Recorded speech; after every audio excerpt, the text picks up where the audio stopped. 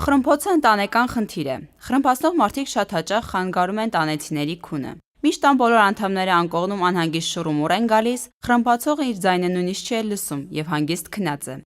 Խրմփոցի ծագման առաջնային պայման է հանդիսանում քնած ժամանակ մեջքի վրա պառկած դիրքը, ալկոհոլային խմիչքների չարաշահումը եւ ծխախոտի գերօգտագործումը։ Երբևէ առնչություն ունեցել եք խրմփոցի հետ։ Ոչ, չեմ ունեցել։ Իսկ տանը առաջացել են խնդիրներ կամ եղել են խնդիրներ խրմփոցի հետ կապված։ Այո, տանը եղել եմ, պապիկս է խռասում։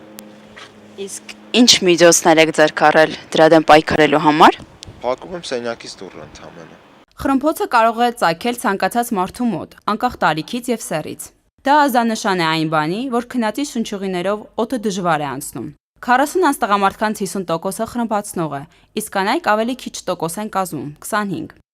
Երբևէ առնչություն ունեցել եք խրմփոցի հետ։ Ճիշտն ասած տարապում եմ խրմփոցից, շատ լուրջ խնդիր է դա, եթե կնոջս հարցում ինչ-որ լուծում գտնում ենք, ապա սիրուս հարցում լուրջ պրոբլեմներ են ունենում, որովհետև չեն կարող ինչ-որ մի հայտարարի գալ, Իսկ ինչ միջոցներ եք ձեռք առնում դրա դեմ պայքարելու կամ ձեր հանդեպ ինչ միջոցներ են ձեռք արվել դրա դեմ պայքարելու համար։ հաճախ արթնացնում են ինձ, Խրմփոցը կանանց մոտ առաջանում է քթի, միջնապատի թեքության, քրոնիկ ռինիտի, ծանր քաշերի պատճառով։ Խրմփոցը բնորոշ է ծերունական տարիքին, սակայն այն երբեմն պատահում է նաև երեխաների մոտ։ Երեխաները կարող են խրմփացնել քթի քրոնիկ փակվածության, գլխի դիմային ոսկորների անոմալիայի ժամանակ։ Խրմփոցի պատճառով խանգարված քնի հետևանքներ կարող են լինել կապրիզը, դիմադրողականության, էներգիայի եւ ուշադրության նվազումը։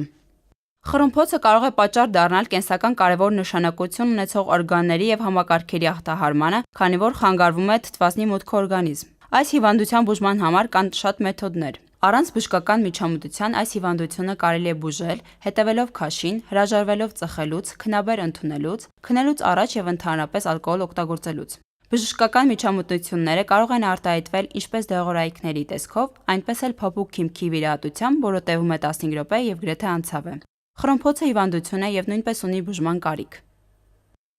Ես չունեմ, Իսկ տանական խնդիրներ։ տանը եղբայրս է ունեցել, բայց դա կապված էր քթի խնդիր կար ընդամենը, միջնապատի վնասվածքի։ Իսկ ինչպես լուծվեց կամ լուծվեց արդյոք այդ խնդիրը թե չէ։ Այո, մենք պնդեցինք,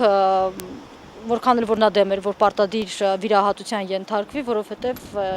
հակառակ դեպքում դա գիտեմ, որ սրտին վնասում է։ Մենք մի քիչ այդպես վախեցրեցինք, որ անպայման վիրահատության դիմի։ Շատ լավ։ Քնած վիճակում շնչելիս օդը փափուկ քիմքի եւ լեզվակի մկանների թրթռոց է առաջ բերում, որի արդյունքում ձայնային աղմուկ է առաջանում, որն այլ կերպ անվանում են խրմփոց։ Մկանների թուլությունը եւ տոնուսի իջեցումը պայմանավորված է տարբեր գործոններով։ Օրինակ, տարեց մարդկանց մոտ այն տարիքային փոփոխությունների արգասիք է։ Խրմփոցի պատճառ կարող է լինել նաև հայմորիտը, սուր եւ քրոնիկ սինուսիտները, քնտմպանի շրջանի վնասվածքները։ Հաճախ մարդիկ խրմփացնում են նաև նյութափոխանակության խանգարման, ալկոհոլի, ծխախոտի եւ մի շարք այլ վնասակար սովորությունների չարաշահման արդյունքում։